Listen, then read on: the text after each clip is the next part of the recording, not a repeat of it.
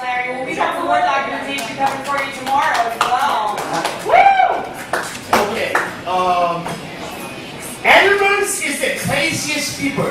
That's what I learned as a little kid watching Chuck Jones cartoons. And I just have to admit that I am a single African-American, non-gay man with a cat.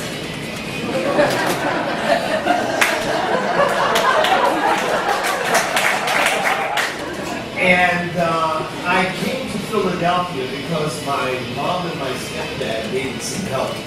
So I was working as an editor in Hollywood, and I left that alone, and I came out here. And while I was here, I decided I was going to, get busy. So I decided I would, go try out for this play, and I did. And I got cast. So I go in my car on the first morning of my rehearsal, and I hear this sound. So I think it's from the tree up here. I'm looking and I'm going, wait a minute, no, this sound isn't up here. It's like down here. And underneath my wheel is this little tiny 2-week-old, probably, kitten. Now, my parents were born, my parents married on September 4th. And I was due exactly 9 months later, July 4th. I came 2 weeks later, and I've been late ever since. Okay, so it has nothing to do with that. Nothing. It's congenital. But anyway, the point I'm making is I didn't want to be late. But I had this little kitten, so I took it to my mom, and my mother said, "What are you doing bringing that?" Well, I won't use the word she used, but anyway, thing in here. And I said, "But Mom, it's so tiny, it's little, it's gotta, what you do." Okay, so she takes the cat. And I come back from rehearsal, and by the time I got back from rehearsal, my mother had gone out and got a kitty box, kitty litter, milk, everything done, okay? But because the cat was so small, it thought that I was its mother. Because every time I would lay down in my bed at night, I'd get this.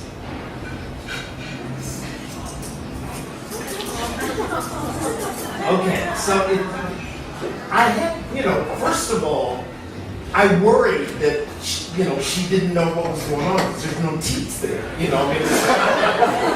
But what can I say? Anyway, so that's the first part of the story. Because she escaped disaster, I opposite named her and called her Cassandra. So this is part of the Cassandra Chronicles that you're hearing tonight, okay? That was the first part, and that was called the meeting. The second part is the hospital. And in this part, suffice it to say that I was in the hospital because some wonderful person in Philadelphia thought that my legs were better behind me than underneath me. So I was in the hospital, and while I was in the hospital, this is 8 months after I had the cat, my sister comes from New York to visit me. And she comes and she pulls me right around the bed, and she said, "Shh." I said, "What?" She said, "Shh." Okay, And she opened her bag, and there was Cassie in the bag. And I said, "But you can't." She took Cassie out, and Cassie sat on my arm for like 15 minutes, and then they went outside. But here's the weird part of this second part of the story, is that after she was quiet, absolutely silent the whole time she was there, but as soon as she got outside, my sister said, "So did you enjoy your visit?" Okay. All right, now that's that's part 2. Part 3 is the goodbyes.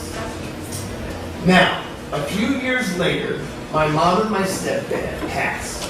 Now, they had a really big home on Lincoln Drive. It was this big 3-story place. But they both passed in the same room.